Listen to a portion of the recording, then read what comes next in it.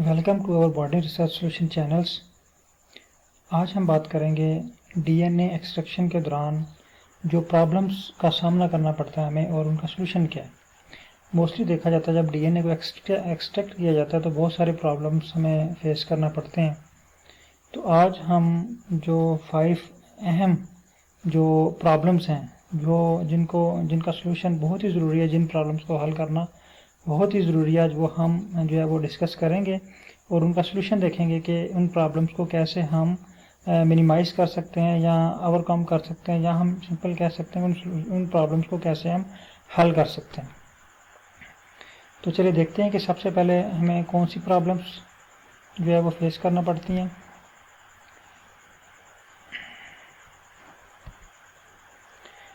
तो यहाँ पे जो 5 प्रॉब्लम जो हैं वो शो की गई हैं। सबसे पहले जो है इनसफिशिएंट डीएनए यील्ड, यानी हम जो डीएनए एक्सट्रैक्ट करते हैं वो जो डीएनए एक्सट्रैक्ट होता है वो इतना कम होता है कि हमारे जो फर्दर एक्सपेरिमेंट हैं जैसे पीसीआर है या सीक्वेंसिंग है तो उसमें हम उसको प्रॉपर तरीके से यूटिलाइज़ नहीं कर सकते। उसकी अमाउंट जो है वो कम होती है, हमें ज़्यादा अमाउंट में डीएनए चाहिए होता है।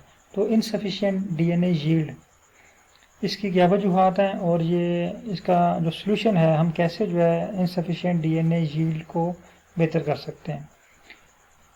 सेकंड जो हमारे पास है वो कंटेमिनेशन विद आरएनए और प्रोटीन, यानी हमारा जो डीएनए एक्सट्रैक्ट हुआ होता है वो कंटेमिनेट होता है आरएनए या प्रोटीन के साथ। तो इस मसले को हम कैसे हल कर सकते हैं, इस पर भी हम बात करेंगे। आगे है जीनोमिक डीएनए। थर्ड है हमारे पास कि जो जीनोमिक डीएनए डिग्रेडेशन है ये क्यों होती है और इसका सलूशन क्या है। उसके बाद हम बात करेंगे इनकम्प्लीट रिमूवल ऑफ कंटेमिनेंट्स, यानी हमने आरएनए को रिमूव कर दिया, प्रोटीन को रिमूव कर दिया, लेकिन इसके बावजूद कुछ कंटेमिनेंट्स ऐसे हैं जो फिर भी हमारे डीएनए के अंदर जो है ये मौजूद हैं। डीएनए शेयरिंग, लास्ट जो हमारे पास जो प्रॉब्लम आ रही है 5 में से वो डीएनए शेयरिंग है। ये बहुत ही इम्पोर्टेंट है। इसमें क्या होता है डीएनए के जो है ना डीएनए एक्सट्रैक्ट होने के बजाय मुकम्मल तौर पे ये छोटे छोटे पीसीस में कन्वर्ट हो जाता है, शेयर हो जाता है, टूट जाता है डीएनए। तो इस पर भी हम बात करेंगे डिटेल से आगे अगले स्लाइड्स के ऊपर कि इसकी क्या वजूहत हैं और इस डीएनए शेयरिंग को कैसे जो है ये कम किया जा सकता है।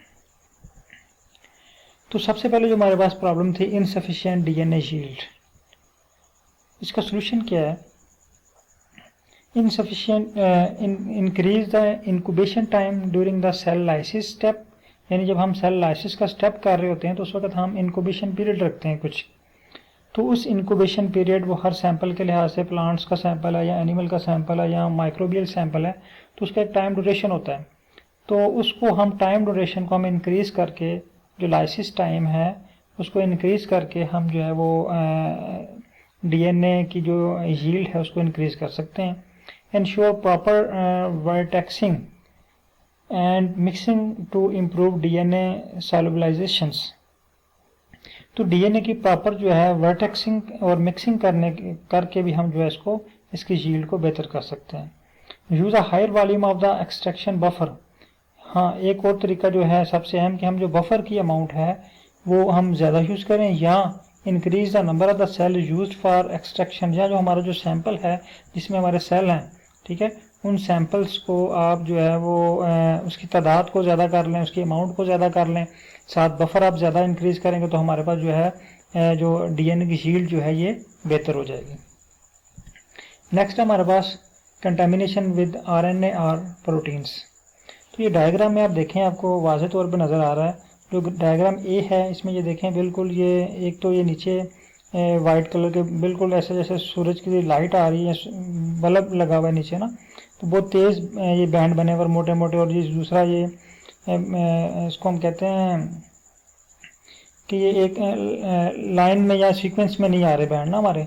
तो यहाँ पे दूसरी बी में देखें तो ये हमारे पास जो बैंड है ये बिल्कुल ये देखें 1 2 3 बिल्कुल प्रॉपर और छोटे छोटे बैंड नज़र आ रहे हैं। इट्स मीन कि ये जो हमारे पास फिगर ए है इसके अंदर बहुत सारी जो चीज़ें हैं ये मिक्स हैं। इसमें प्रोटीन भी मिक्स हो सकती है, इसमें आरएनए भी मिक्स है, या इसके अलावा भी कोई कंटेमिनेंट इसमें है तो वो यहाँ पे ये शो हो रहे हैं। इट्स मीन कि ये जो फर्स्ट हमारे पास जो सैंपल है ये कंटेमिनेटेड है विद आरएनए और प्रोटीन्स, और दूसरा जो सैंपल है हमारे पास, ये देखें इसमें बिल्कुल क्लियर आपको डीएनए जो है ये नज़र आ रहा है। तो ये इसमें कंटेमिनेशन नहीं है, इसमें से आरएनए प्रोटीन जो है ये डिग्रेड हो गई है या ख़त्म हो गई है, इसको हमने निकाल दिया हुआ है। तो कंटेमिनेशन विद आरएनए और प्रोटीन्स, और इसका सोल्यूशन क्या है?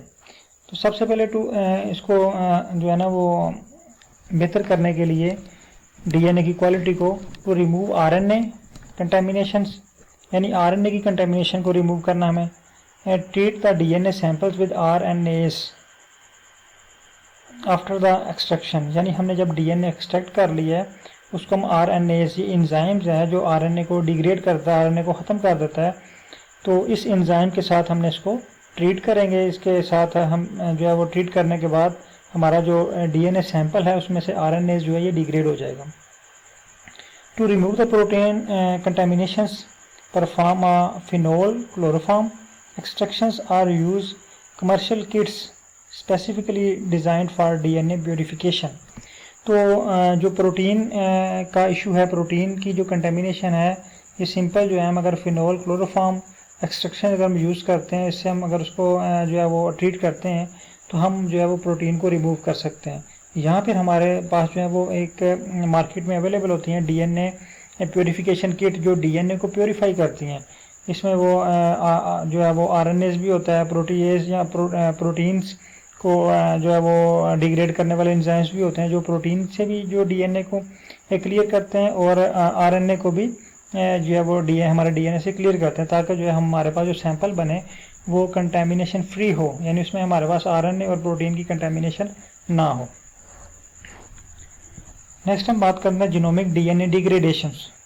ये भी बहुत अहम है। बाज़ का तो ऐसा होता है कि हमारे पास जो लेबॉरेटरी की कंडीशंस हैं वो ऑप्टिमम या ऑप्टिमाइज नहीं होती, वहाँ पे हम जो है वो हाई टेम्परेचर के ऊपर काम कर रहे होते हैं, नॉर्मल टेम्परेचर पे, रूम टेम्परेचर पे काम कर रहे होते हैं, जिससे क्या होता है कि हमारा जो डीएनए है ये डिग्रेड होना शुरू हो जाता है। तो इसका सोल्यूशन क्या है? Use DNAs free reagents and nuclease inhibitors during the extraction process. हाँ, इसकी एक और वजूहत भी हो सकती हैं कि बाज़ का जो है वो जो हम रीएजेंट यूज़ करते हैं उसमें डीएनएज होता है। डीएनएज क्या करता है? ये डीएनए को डिग्रेड करना शुरू कर देता है। तो हमने ऐसा रीएजेंट यूज़ करना है जो डीएनएज फ्री हो, जिसमें डीएनएज मौजूद ना हो। Perform the extraction on ice और at a lower temperatures to minimize the DNA degradations. Second important step जो है वो ये है कि हमने जब डीएनए एक्सट्रैक्शन का जो प्रोसेस करना है उसको हमने जो हमारे पास जो सॉल्यूशंस हैं, जो डीएनए का सैंपल्स है हमारे पास, उसको हमने प्रॉपर आइस के ऊपर रखना है या उस रूम में रखना है जहाँ पे एसी वगैरह लगा हो, और उसका टेम्परेचर जो है वो बहुत लो हो, ताकि जो हमारा जो डीएनए है वो डिग्रेड ना हो। Handle the sample gently and avoid excessive vortexing और पिप्टिंग। तो हमने वर्टेक्स नहीं करना, इसको इतना ज़्यादा वर्टेक्स ना कर दें कि जो हमारा जो डीएनए का जो सोल्यूशन है वो डिग्रेड होना शुरू हो जाए।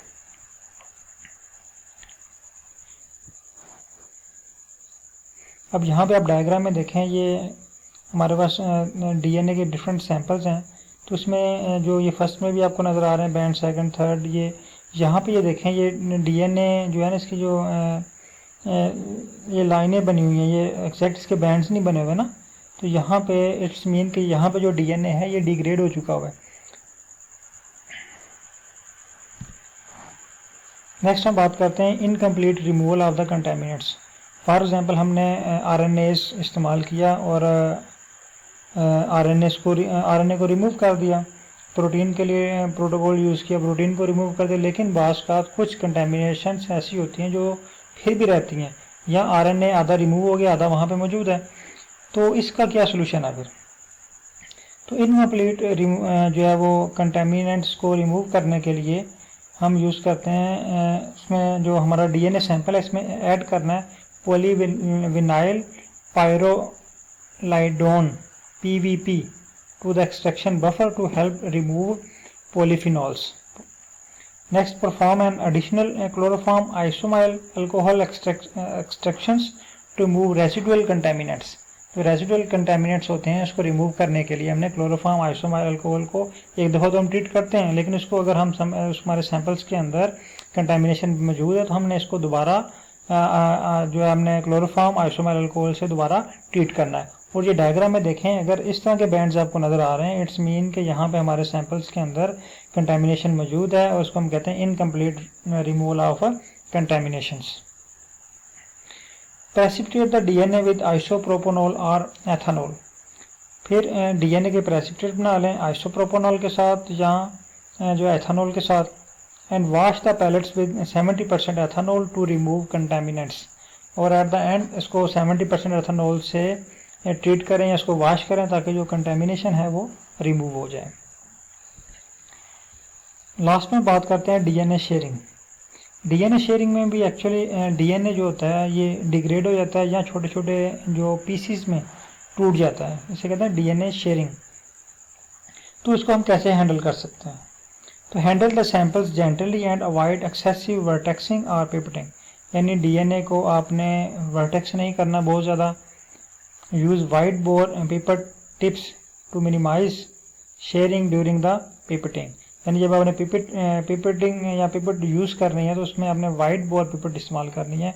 छोटे बोर वाली पिपेट जब इस्तेमाल करेंगे तो उसमें डीएनए जो है वो पीसीज में टूट जाएगा। Perform the extraction step at a slower speeds और use a lower centrifuge force. हाँ, जो सेंट्रीफ्यूज है अगर आप इसको बहुत ज़्यादा हाई जो स्पीड के ऊपर इसको चलाएंगे तब भी जो है हमारे वो डीएनए के जो पीसीज जो हैं वो बन जाएंगे। तो इन चीज़ों को जो आपने वो जहन में रखना है। तो इंशाल्लाह